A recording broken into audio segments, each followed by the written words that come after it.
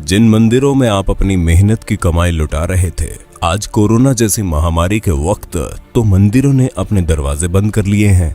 मंदिरों में बैठे ब्राह्मण मंदिरों के खजाने पर कुंडली मारकर बैठे हैं। देश में इतनी बड़ी आपदा आई है, करोड़ों लोग घरों में कैद है। देश में मेडिकल उपकरण की भारी कमी है। देश आर्थिक तंगी से गुजर रहा है, लेकिन देश के मंदिरों ने एक पैसा भी दान नहीं किया। इन मंदिरों में बैठे ब्राह्मणवादी अरबों खरबों के चढ़ावे पर आसन लगाए बैठे हैं। ट्विटर पर हैशटैग मंदिर में दान देना बंद करो ट्रेंड चल रहा है। लोग कह रहे हैं कि जब मुसीबत के वक्त ही ना ही भगवान काम आ रहे हैं, ना ही उनके मंदिरों का चढ़ावा, तो फिर वो जा कहां रहा है। आइए आपको बताते हैं भारत के मंदिरों के पास कितना पैसा है। देश के अमीरों की बात आती है तो अक्सर अंबानी, टाटा और बिड़ला का नाम आता है। हालांकि आपको ये जानकर हैरानी होगी कि देश में कुछ मंदिर ऐसे भी हैं जिनके पास इन अरबपतियों से भी ज्यादा संपत्ति है। केरल का पद्मनाभ स्वामी मंदिर भारत के सबसे अमीर मंदिरों की सूची में आता है। यहाँ हर साल करीब 500 करोड़ रुपए का चढ़ावा आता है। 2016 में इस मंदिर की टोटल वेल्थ $22.3 बिलियन यानी कि करीब 1.47 लाख करोड़ रुपए आंकी गई। आंध्र प्रदेश के तिरुपति बालाजी मंदिर की टोटल वेल्थ 52,000 करोड़ रुपए है। मंदिर हर साल करीब 600 करोड़ रुपए की कमाई करता है। शिरडी साईं बाबा का टेम्पल देश के सबसे फेमस मंदिरों में से एक है। साल 2018-19 में लोगों ने यहाँ 679 करोड़ रुपए दान कर दिए। शिरडी मंदिर की कुल संपत्ति 2200 करोड़ से ज्यादा है।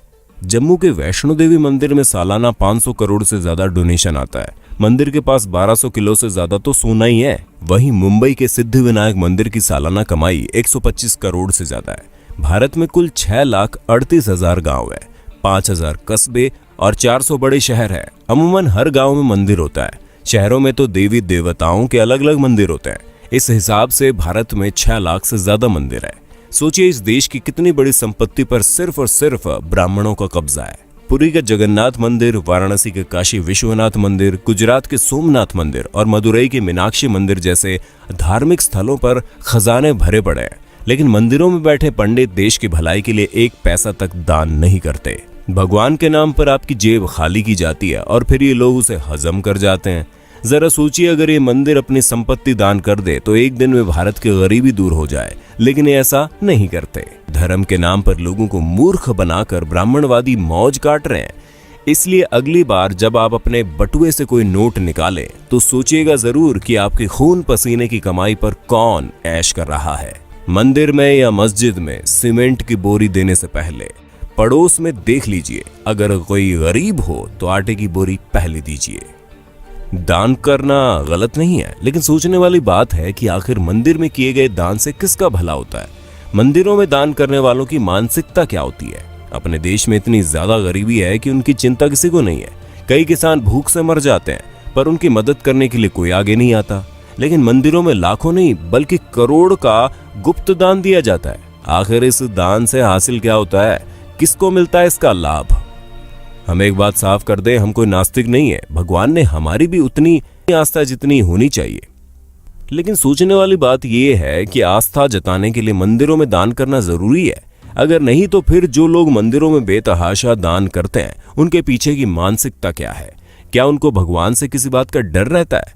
क्या ऐसे लोगों को जो कि काले धंधे करते हैं, उनके मन में बात रहती है कि वो भगवान के मंदिर में कुछ दान करके अपने पाप से बच जाएंगे? हमें तो लगता है ऐसी ही किसी मानसिकता के वशीभूत होकर ये लोग लाखों रुपए दान करते हैं। लेकिन इनके दान से किसका भला होता है? हमारे देश के बड़े बड़े मंदिरों की हालत क्या है, किसी से छुपी नहीं है। लाखों दान करने वालों के साथ वीआईपी और वीवीआईपी के लिए तो इन मंदिरों के द्वार मिनटों में खुल जाते हैं। इनको भगवान के दर्शन भी इनके मन मुताबिक समय पर हो जाते हैं। लेकिन आम आदमी को घंटों लाइन में लगे रहने के बाद भी कई बार भगवान के दर्शन नहीं होते। कभी कभी लगता है कि भगवान भी अमीरों के हो गए हैं, खासकर बड़े मंदिरों में विराजने वाले भगवान। शिरडी के साईं बाबा के दरबार के बारे में कहा जाता है कि वहां पर सभी को समान रूप से देखा जाता है। लेकिन हमारे एक मित्र ने बताया कि जब वो शिरडी गए थे तो वीआईपी पास से गए थे और उनको दर्शन करने में कम समय लगा। यानी वहां भी बड़े छोटे का भेद है। संभवतः अपने देश में ऐसा कोई मंदिर है ही नहीं जहां पर छोटे बड़े का भेद ना हो। किसी वीआईपी या फिर अमीर को हमेशा लाइन में लगने से परहेज रहता है। वे भला किसी गरीब के साथ लाइन में खड़े कैसे हो सकते हैं? लाखों का दान करने वालों को क्या अपने देश की गरीबी नजर नहीं आती? क्या ऐसा दान करने वाले लोग इन खैराती अस्पतालों, अनाथ आश्रमों में दान करने के बारे में नहीं सोचते। जिन आश्रमों में ऐसे बच्चों को रखा जाता है, जिन बच्चों में संभवतः ऐसे बच्चे भी शामिल हैं जो किसी अमीर की अय्याशी की निशानी के तौर पर किसी बिन ब्याही माँ की कोख से पैदा होते हैं, क्या लाखों दान करने वालों को अपने देश के किसानों की भूख से वो मौतें नजर नहीं आती?